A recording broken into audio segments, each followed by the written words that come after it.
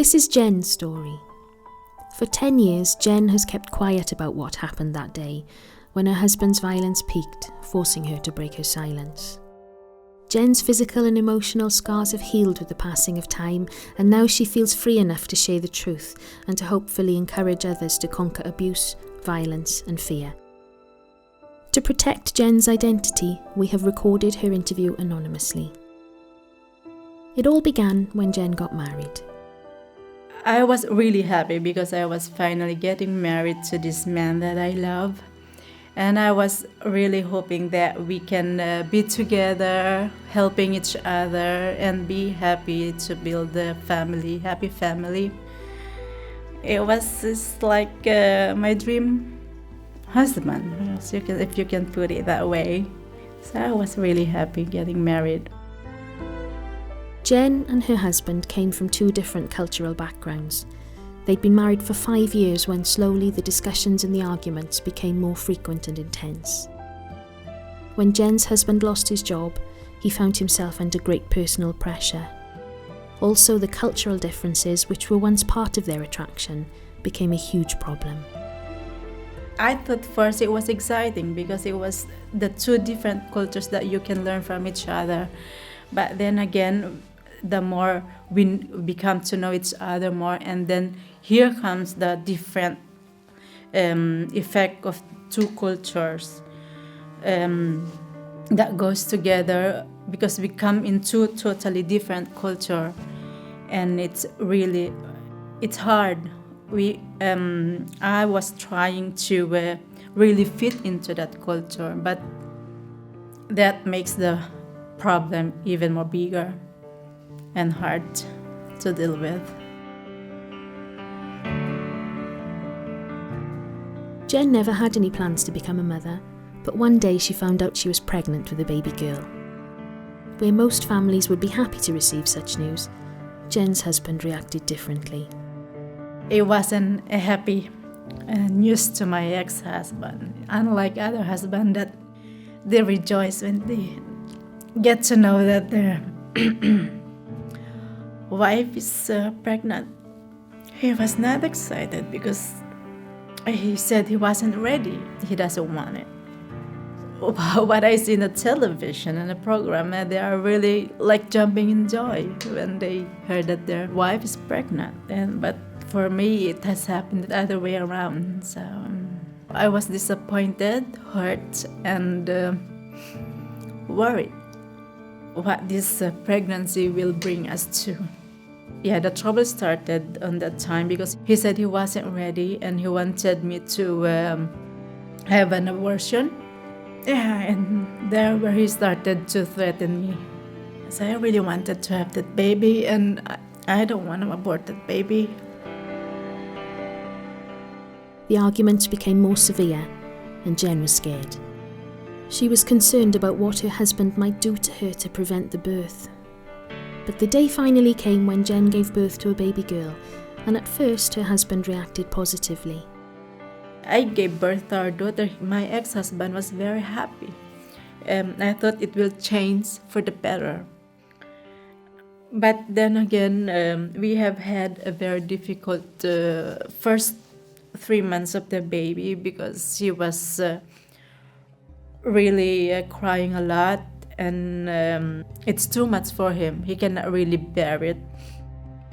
I can say he was just thinking for himself, because he cannot get enough sleep and all that, and it has a big problem for him. He's not there. He's just making even more harder for me as a mother and wife to take care of both the baby and him.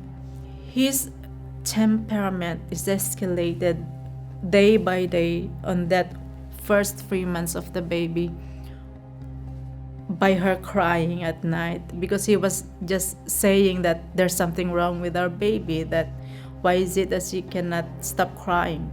We're arguing about all these things, the crying, the breastfeeding. There's nothing is good in him. It was a very difficult time for me as a new mother. Jen's husband became so angry about the baby's crying that he started to hit Jen. being hit by your own husband is really humiliating, degrading. It is the most hurtful things that could happen to a wife, to be hit by her own husband. I was also asking myself, is it my fault? Do I deserve it? And no, I don't deserve it. It's not my fault. And thank God that I have him. I have God, that I believe in him, that he's always there lighting up my day and go through those hard days. Jen was being abused again and again, but the fear and humiliation stopped her from speaking out to her friends and family. I had kept quiet. It's too shameful to talk to anybody else, not even my family. I had suffered in silence because, as I said, you cannot really share it to anyone else. It's like you cannot even think rationally. You cannot even think what you do next. He doesn't want me to say it to anyone because he's still thinking that it's humiliating for him. It's if somebody know what he has done. But one day the tension reached a point where Jen realised the enormity of her situation. The one last time that I also have my baby on my arm and we start arguing. I think we just came back from outside for a walk. And then suddenly it was there, and out of small things we argued and has escalated. Our arguments has escalated, and to the point that he has hit me with my baby on my arm. I was running in the door and he just pulled us out and we fell down, and that was my waking call that it has to stop right there. Jen knew that she had to seek help, and in desperation she found some Christian friends who she opened up to. Her faith in God became her redemption. But God is really amazing. He had led me to someone else. And from there, I was given enough strength to speak up, even though my ex-husband has threatened me to life that he would kill me. And that he would take our daughter away from me. And that I will never see her again. I guess what motivated me to take that step is my daughter, the future of my daughter, and that it's not fair to be treated that way, that it's wrong to be treated that way.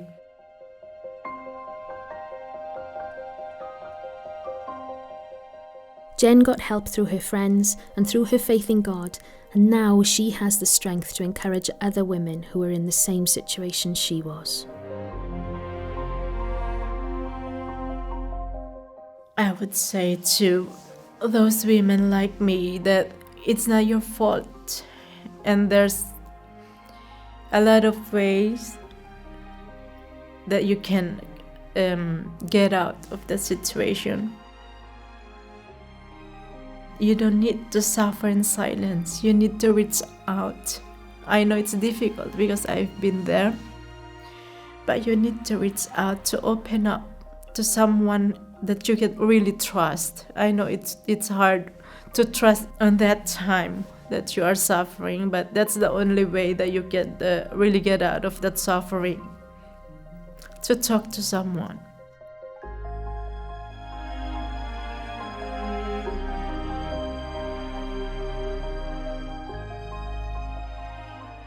I know the feeling to be abused, to just suffer in silence.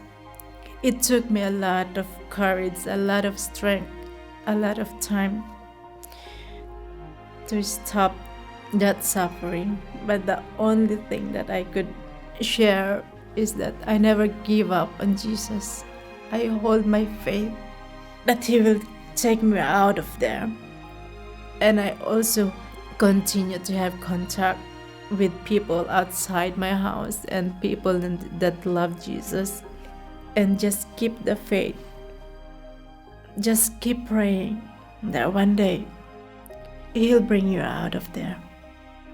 No matter how hard the situation is, at the end of the day, God is right there waiting for you. If, like Jen, you need to break your silence, Nations Embassy is here to help. We can help in practical ways or even just listen.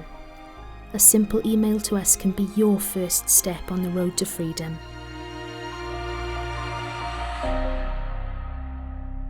Nations Embassy. Comfort for those who suffer in silence.